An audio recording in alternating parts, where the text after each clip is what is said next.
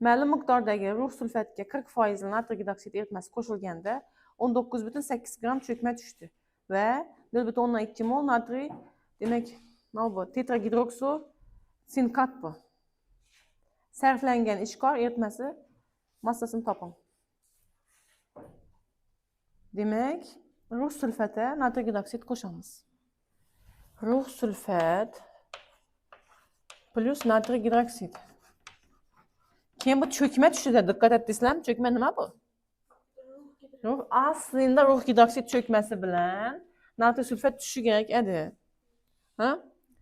Va eritmada ortiqcha natriy gidroksid bo'lganki, mana bu rux gidroksiddan cho'kmani eritib bergan. Agar yetarlicha, ya'ni eritish uchun yetarlicha bo'lganda natriy gidroksid to'liq erib ketgan bo'ladi. Lekin cho'kma bor danimamda. Demak, cho'kmani eritish uchun yetarli bo'lmagan. Ya'ni ikkinchi etapdan bu yerda.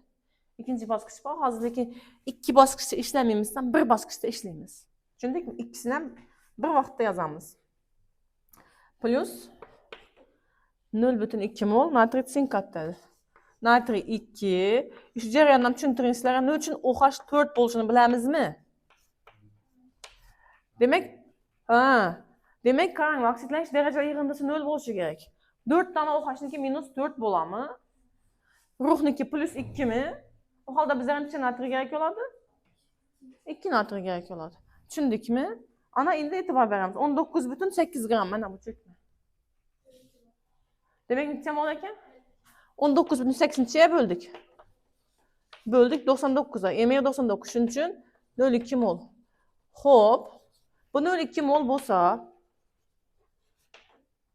bu ham 0,2 ekan. Savol, sarflangan ishkorni so'rabdi. Endi necha mol rux bor? Jami ikkisi bo'ldi. Ya'ni 1:1 nisbatda chiqib turibmi? Mana 0,2 ga 0,2 degan 1:1 mi?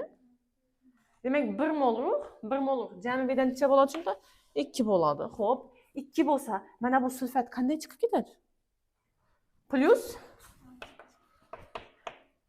natriy sulfat bo'lib chiqib ketishi kerak. To'g'rimi? Endi qaranglar. 2 sulfat bormi? Demak, bu joyda 2 bo'lishi kerak. Endi natriylarni sanaymiz. Jami 4 natriy. Bu joyda necha natriy? 2, jami 6 natriy bor. Endi diqqat etamiz. Bizga savol qo'ygan ishkorni, sarflangan ishkor eritmasining massasi. Ishkorimiz 40% bo'lgan. Xo'p. Demak, qaranglar. X gram deyman, 0,2 mol bo'lganda. Bizda tenglamamizda 1 molmi? 1 mol bo'lganda 6 ko'paytirilgan 40 mi? 240 mi? Demak, mana bu 48 bo'ladi shunda, to'g'rimi? Ya xato hisobladimmi?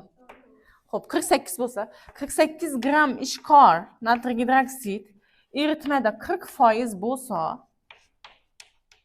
100% necha bo'ladi?